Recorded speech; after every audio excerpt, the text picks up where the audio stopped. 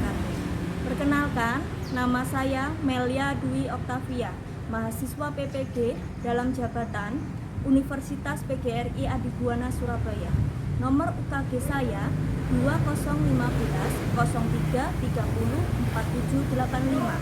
Saya melakukan kegiatan praktik pembelajaran uji kinerja pada hari Selasa tanggal 17 November tahun 2020. Sekian, terima kasih.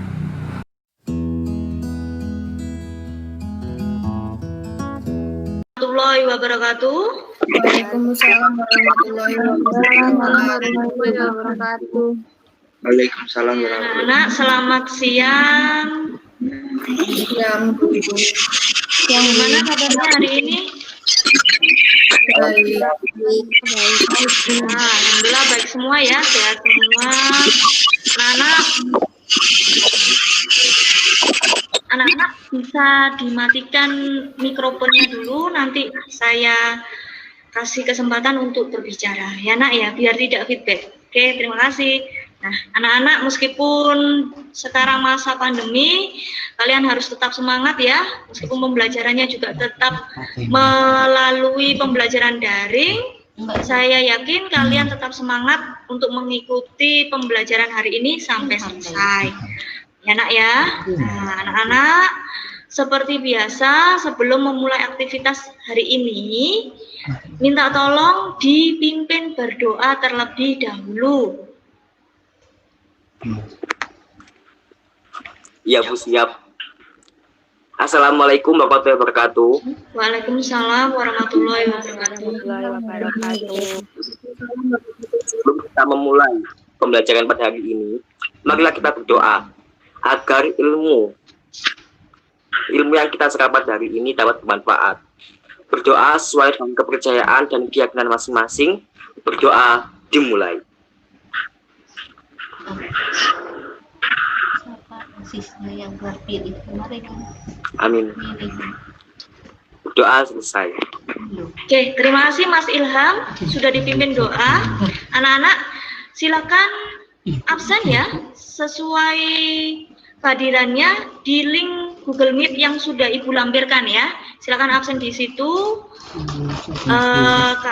menandakan bahwa kalian sudah hadir untuk pembelajaran hari ini. Nah, untuk lanjutnya seperti biasa, untuk meningkatkan rasa nasionalisme kita, marilah kita menyanyikan bersama-sama lagu Berkibarlah Benderaku. Oke, sebentar saya share screen dulu. Andika wakilnya. Andika yang menang. Andika wakil. Yang menang Ilham.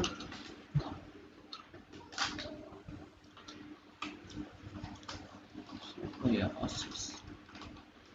Andika kan yang calon ketua kelas, kan ketua OSIS dapat kedua. Ini udah diposting. Andika tuh kan adiknya Ivan ya. Kok enggak bunyi Mas?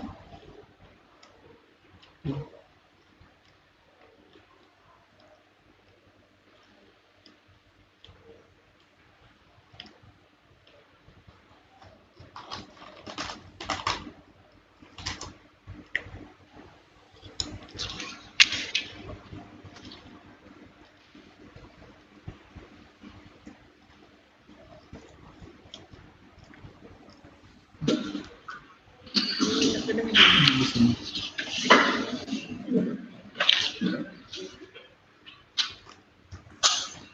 Di seluruh pantai Indonesia, kau tetap pujaan bangsa.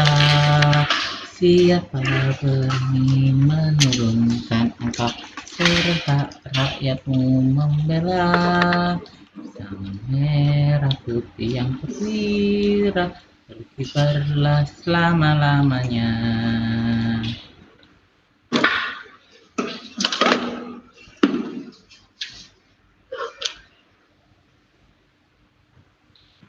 Untuk selanjutnya, sebelumnya kita sudah membahas tentang materi bab 2 ya. Untuk pembelajaran hari ini, kita melanjutkan materi selanjutnya yaitu bab 3. Nah, adakah yang masih ingat Untuk pertemuan sebelumnya kita membahas tentang apa? Fungsi dan kedudukan Undang-Undang Dasar 1945. Nah, ya. Bab 2 kita membahas fungsi dan kedudukan Undang-Undang Dasar 1945. Jadi, untuk pertemuan hari ini kelanjutan dari bab 2 yaitu bab 3 kita membahas tentang peraturan perundang-undangan. Nah, peraturan perundang-undangan salah satu bagiannya adalah Undang-Undang Dasar. Tapi untuk bab 3 ini kita bahas secara umum ya, tidak hanya Undang-Undang Dasar, tapi ada peraturan yang lain. Nah, untuk pembelajaran hari ini saya akan sampaikan tujuan pembelajaran yang akan kita capai.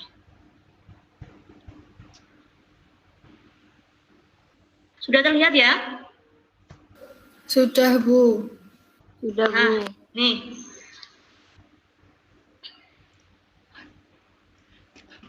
Tujuan pembelajaran yang kita akan capai untuk pertemuan hari ini adalah melalui proses pembelajaran materi tata urutan peraturan perundang-undangan dengan menggunakan model discovery learning dan metode ceramah, tanya jawab serta diskusi kelompok, peserta didik dapat mengembangkan sikap beriman bertakwa kepada Tuhan Yang Maha Esa, tanggung jawab, disiplin, percaya diri dalam menguraikan dan mempresentasikan makna peraturan perundang-undangan sesuai dengan Undang-Undang Nomor 12 Tahun 2011 dengan benar.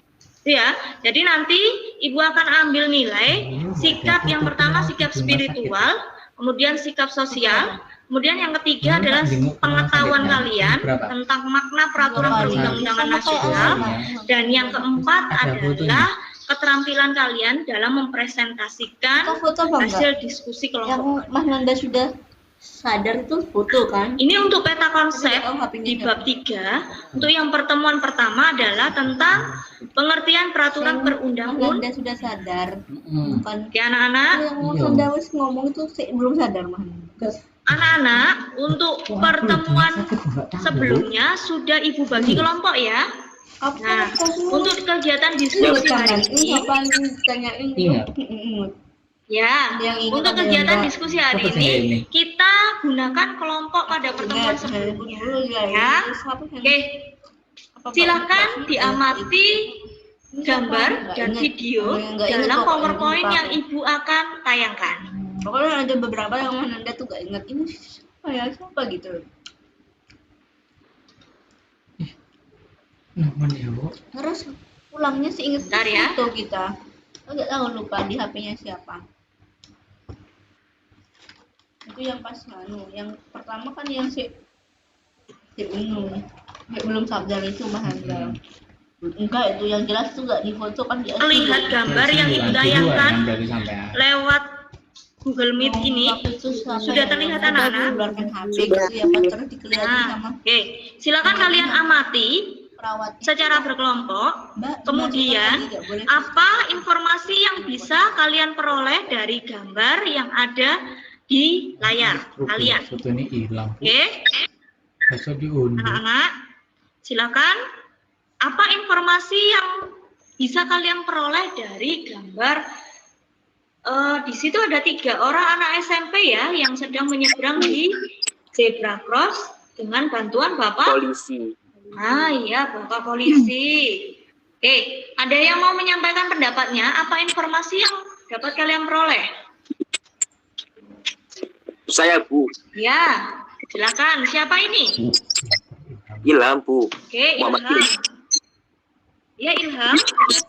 Informasi yang dapat saya peroleh dari gambar tersebut adalah bahwa kita kalau nyebrang kita harus menggunakan zebra cross. Ya, benar. Masuk ke dalam tata peraturan perundang-undangan untuk jalan. Oke. Tata peraturan perundang-undangan untuk jalan bisa dibenarkan ya. Jadi maksudnya Ilham mungkin seperti ini. Jadi ketiga anak SMP tersebut telah melakukan atau telah menaati peraturan perundang-undangan seperti itu ya Ilham. Iya, Bu. Nah, ya, kemudian termasuk salah satu bentuk ketaatan terhadap peraturan berlalu lintas seperti itu. Sudah Iya, ini, Bu. Bu. Oke, ya. Benar, oke. Yang lain bisa menambahkan mungkin apa informasi yang bisa kalian peroleh dari gambar tersebut, bisa kalian kaitkan dengan pelajaran hari ini. Apakah kalian sudah menerapkan menyeberang lewat zebra cross dalam kehidupan sehari-hari? Sudah? Sudah atau belum?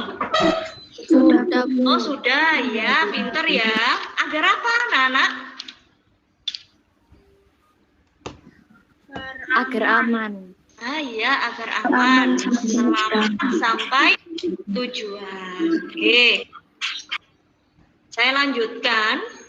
Nah, ini setelah tadi gambar, ini Ibu punya video tentang petualangan Ola dan Elo. Silakan disimak. Tapi sebelumnya Ibu sudah pernah lampirkan di Google Classroom ya, dan tentunya kalian sudah melihatnya.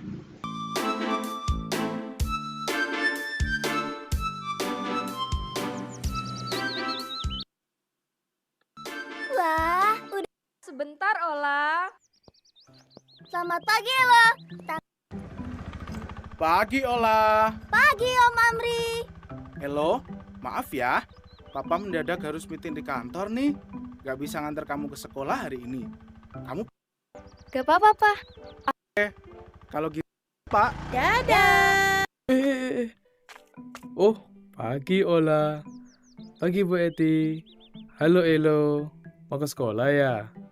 Ragam, ngomong sama orang tua itu harus sopan. Aduh, iya loh nak. Bener kata Ola.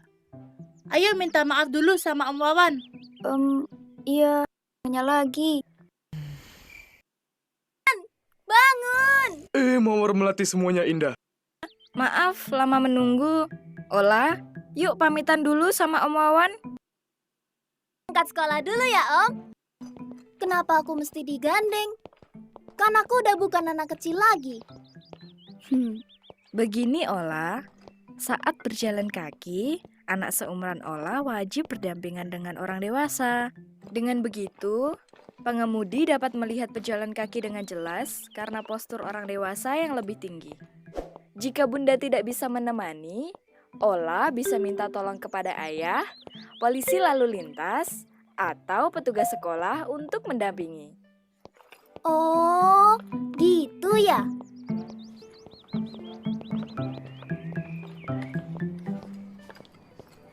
Elo, tukeran posisi yuk sama Mama. Ayo, tukeran posisi juga. Terus tukeran, mah. Karena anak seumuran kita sebaiknya berjalan di sisi dalam, Elo. Terlindungi oleh pendamping di sebelahnya. Betul sekali. Selain itu, sebaiknya kita berjalan di sisi kanan jalan yang berlawanan dengan arus lalu lintas, supaya kita bisa mengantisipasi bila ada bahaya yang datang. Oh, Iya. Apa itu, Bunda? Oh, kalau itu adalah jalur khusus untuk tunanetra, yaitu mereka yang tidak bisa melihat. Fungsinya untuk memberi tanda berjalan atau berhenti apabila ada belokan atau tempat penyeberangan. Yang berbentuk garis adalah tanda untuk berjalan, sedangkan yang bulat artinya berhenti. Nah, kalau ini adalah rambu tempat penyeberangan. Tempat penyeberangan yang aman salah satunya adalah zebra cross yang ditandai dengan garis-garis putih di jalan seperti ini. Oh, gitu ya. Elo, stop, stop. Aduh,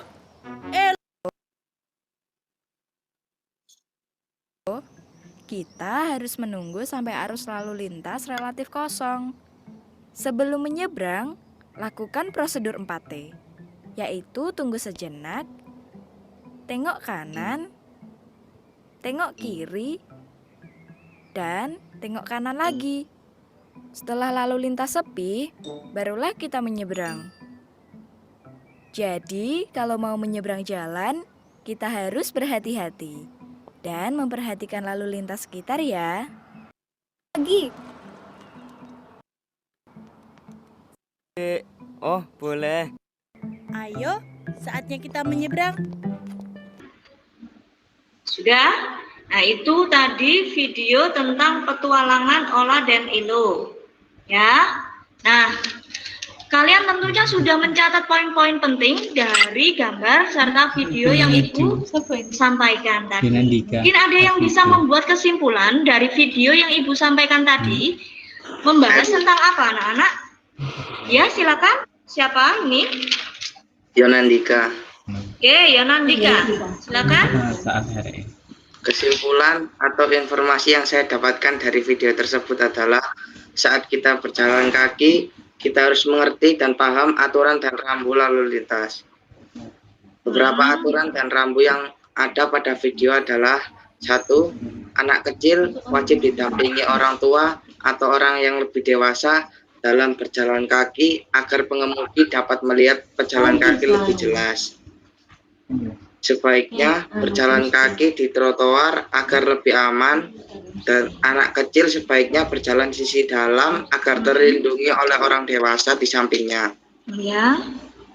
Baik. Terus sebaiknya saat berjalan memilih lajur kanan atau berlawanan arus agar bisa mengantisipasi bahaya yang datang. Oke. Sudah? Oke, sudah Yonandika. Tadi sudah lengkap ya, sudah cukup lengkap ya, bahwa itu adalah tata cara kita mematuhi aturan-aturan berlalu lintas. Misalkan anak kecil yang masih di bawah umur, ketika menyeberang jalan atau melewati jalan raya harus didampingi yang namanya dengan orang tua ya, kemudian berada di sisi dalam. Mungkin ada yang kurang dari pendapat Yonandika. Ketika menyeberang kita biasakan untuk apa? Dari video tersebut. Melewati zebra cross. Oke, kemudian apalagi? Bisa menambahkan? Ya, membiasakan 4T. T yang pertama adalah Tunggu sejenak.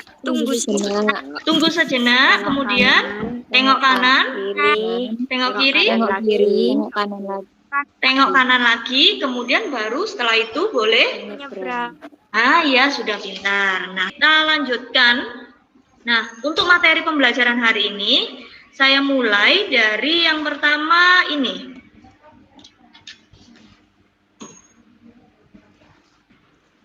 Nah, ini ya.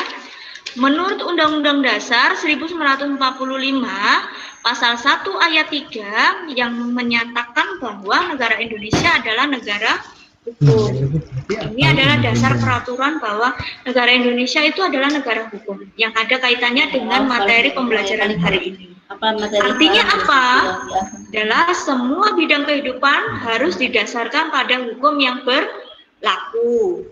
Ibu tampilkan gambar di situ. Situasi apa anak-anak di situ? Upacara benda. Hukum itu ada di sekitar kita. Tidak ada yang namanya masyarakat tanpa hukum, meskipun masyarakat tersebut terpencil, ya. Tidak ada yang namanya masyarakat tanpa hukum. Semua masyarakat, semua kehidupan kita selalu terpenuhi dengan yang namanya hukum, diterapkan dengan yang namanya hukum.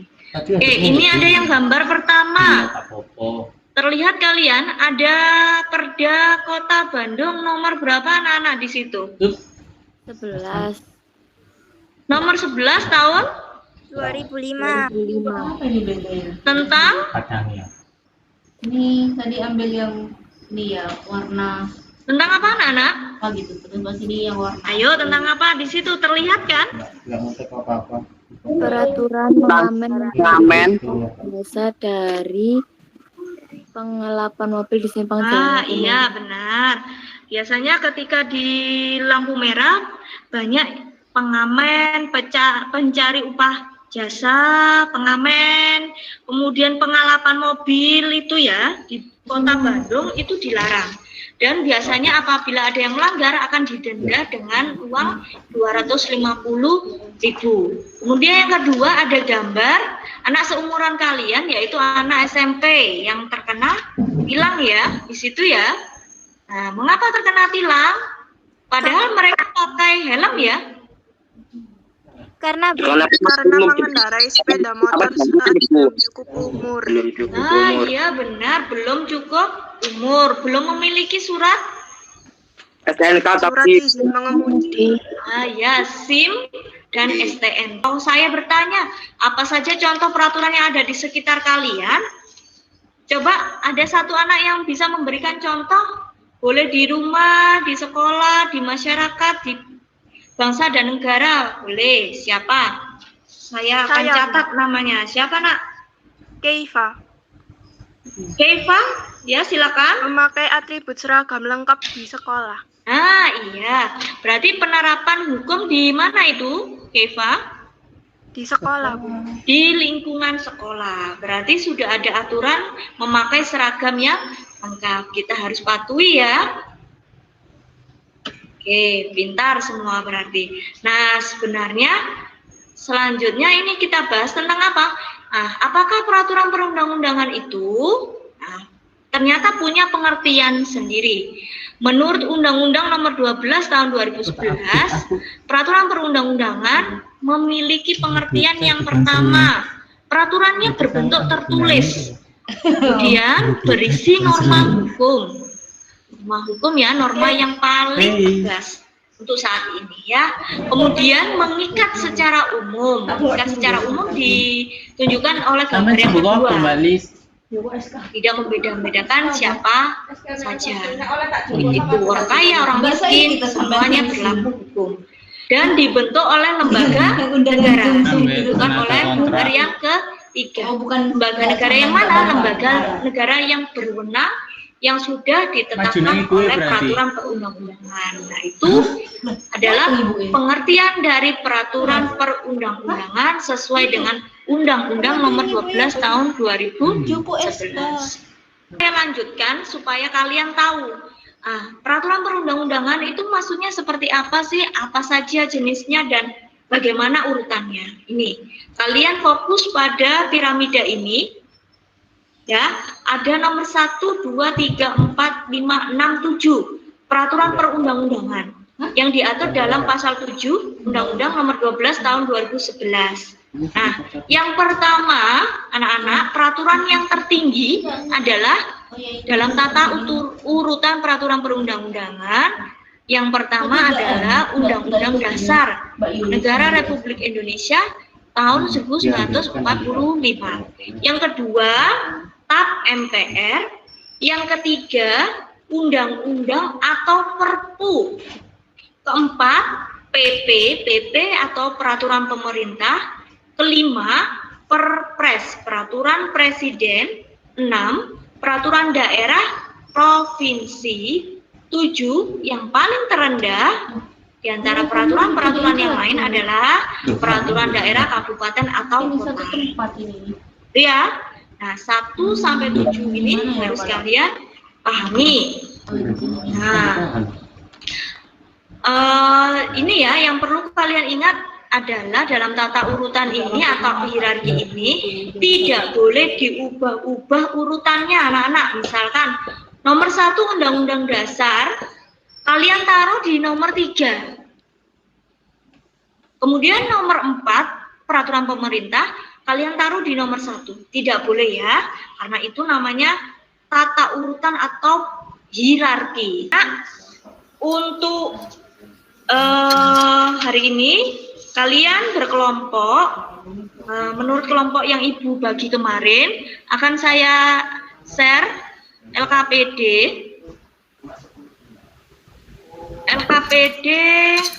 yang sudah sebelumnya Ibu share di Google Classroom ya. Saya yakin kalian sudah berdiskusi dengan teman kalian satu kelompok tentang LKPD yang sudah Ibu share.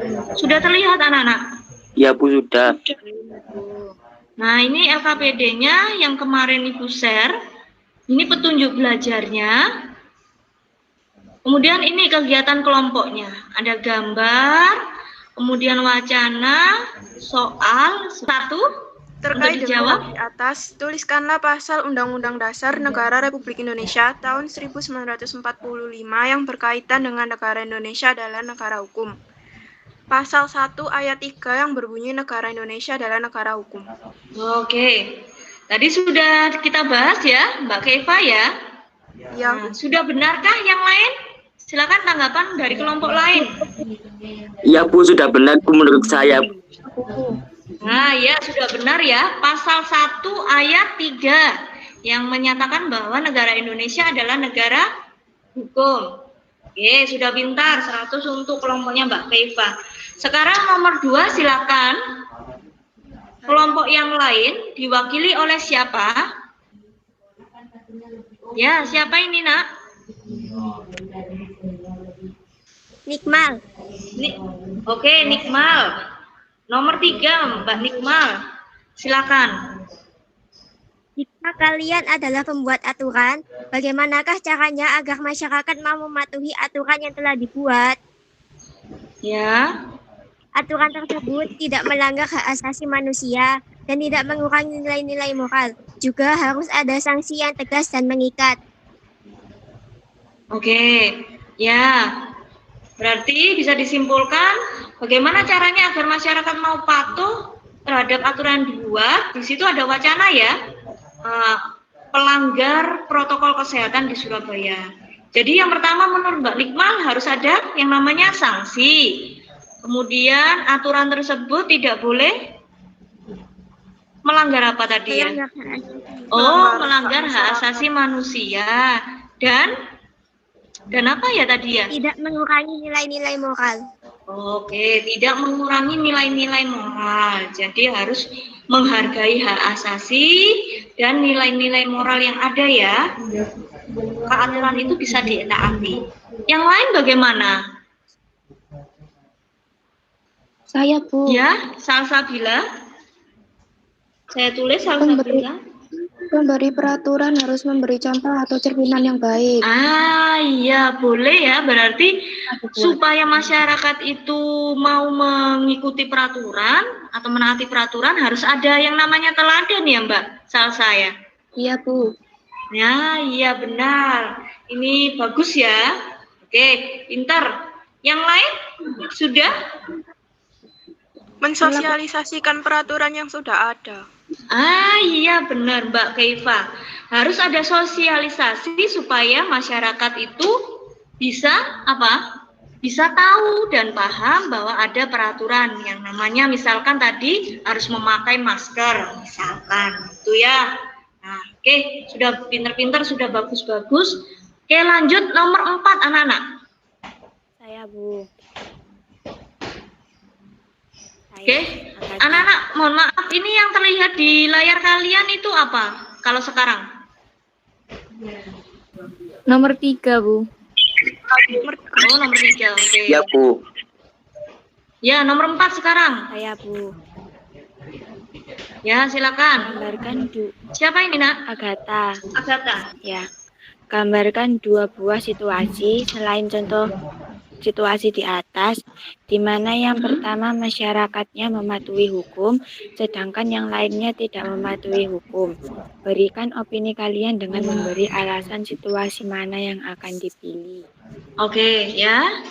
Situasi A, masyarakat mematuhi rambu-rambu lalu lintas, memakai helm, mematuhi lampu lalu lintas, dan membawa surat izin berkendara.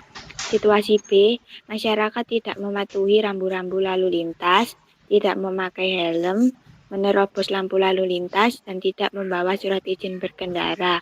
Opini saya adalah saya tentu akan memilih situasi A karena kondisi masyarakat akan jadi lebih aman dan tertib. Misalnya tidak terjadi kecelakaan lalu lintas. Oh ya, oke. Berarti menurut Agatha lebih memilih situasi yang tertib berlalu lintas ya? Oke, yang lain sependapat tidak?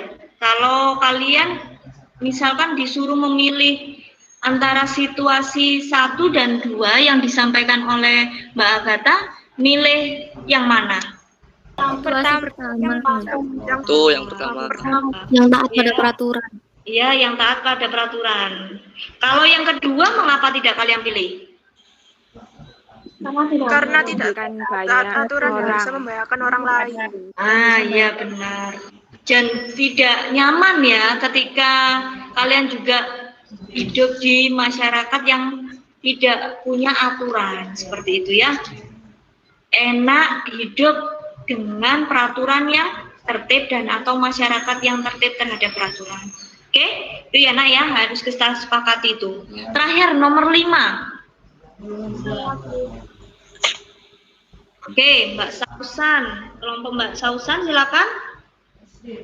Definisi peraturan perundang-undangan dengan bahasa kalian sendiri.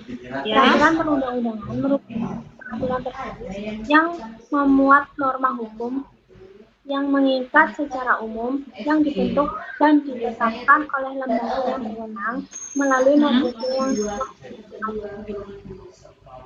Oke, ya tadi pertanyaannya adalah tentang simpulkan atau buat definisi pengertian peraturan perundang-undangan dengan bahasa kalian sendiri. Ya, tadi sudah saya jelaskan bahwa peraturan perundang-undangan itu harus ada 4 komponen yang menyertainya. Yang pertama, peraturan tertulis, memuat norma hukum. Kemudian yang ketiga apa tadi? Mengikat secara umum. Mengikat secara umum dan terakhir dibentuk oleh lembaga negara yang berwenang. 100 dibentuk oleh lembaga negara yang berwenang yang ditunjuk oleh peraturan perundang-undangan. Nah, itu tadi adalah peraturan perundang-undangan atau pengertiannya. Itu ya. Oke, sudah kita atau kalian sudah presentasi, sudah membahas tentang LKPD hari ini. Nah, sebelum Ibu tutup, kita buat kesimpulan untuk pertemuan hari ini. Kita bahas tentang apa yang pertama tadi? Makna dan pengertian peraturan perundang-undangan. Ya benar, makna dan pengertian dari peraturan perundang-undangan. Yang lain bisa menambahkan? jenis dan hierarki peraturan perundang-undangan. Jenis dan hierarki peraturan perundang-undangan. Ya, benar. Kemudian apa lagi, Nak? Mungkin ada yang menambahkan lagi? Peraturan perundang-undangan lalu lintas. Peraturan? Perundang-undangan lalu lintas. Oh ya, tadi juga membahas tentang peraturan perundang-undangan ya. Ya. Tadi undang-undang nomor berapa? Ada yang ingat? Undang-undang LLAJ? Nomor 22.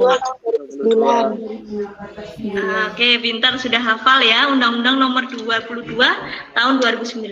Nah, itu ya. Kesemuanya itu anak-anak perlu kalian pelajari. Mengapa? Karena ya tidak lepas dari peraturan perundang-undangan tadi yang ada di sekitar kita, bahwa negara kita adalah negara hukum ya. Jadi kalian wajib untuk tahu peraturan apa saja yang ada di negara kita dan wajib untuk dipatuhi pastinya, ya nak ya. Oke, nah anak-anak untuk evaluasi pembelajaran hari ini, silakan dilihat di situ ya. Sebentar. Ya itu ya nak ya. Ini di link di chat sudah Ibu bagikan apa anak-anak link Google Form yang harus kalian kerjakan setelah pembelajaran hari ini. Ini ya, evaluasi pembelajaran pertemuan pertama bab 3. Silakan dikerjakan setelah Google Meet ini ya anak-anak. Di situ ada kurang lebih 10 soal yang perlu kalian jawab. Oke? Oke, anak-anak, mungkin ada yang perlu ditanyakan? Tidak ada? Kalau tidak ada, Ibu akan beritahukan untuk materi pertemuan selanjutnya. Ya, kelanjutan dari materi pertemuan pertama. yaitu kita membahas tentang ini, asas pembentukan peraturan perundang-undangan dan bagaimana proses pembentukan peraturan perundang-undangan. Jadi silakan nanti dipelajari ya di rumah untuk materi yang Ibu sampaikan tadi. Dan untuk kegiatan diskusinya masih menggunakan kelompok yang hari ini ya. Itu ya, paham ya? Paham. Ya Bu, siap. Nah, ya. Oke, terima kasih. Nah, kita akhiri dengan berdoa terlebih dahulu anak-anak supaya pembelajaran hari ini dapat ilmu yang barokah dan bermanfaat. Silakan dipimpin doa. Ya Bu, siap. Bisa dinyalakan kameranya semuanya.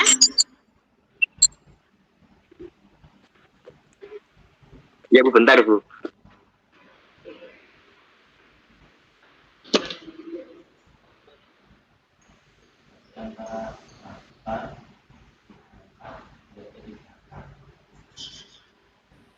Silakan. Alhamdulillah, pelajaran kali ini telah usai. Marilah kita berdoa agar yang kita pelajari pada hari ini dapat bermanfaat. Berdoa sesuai dengan kepercayaan dari kita masing-masing. Berdoa dimulai.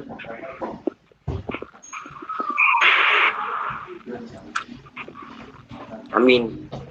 Berdoa selesai. Doa selesai. Terima kasih anak-anak untuk pembelajaran hari ini. Semoga bermanfaat. Ibu akhiri. Wassalamualaikum warahmatullahi wabarakatuh. Waalaikumsalam Terima kasih ya. Wabarakatuh.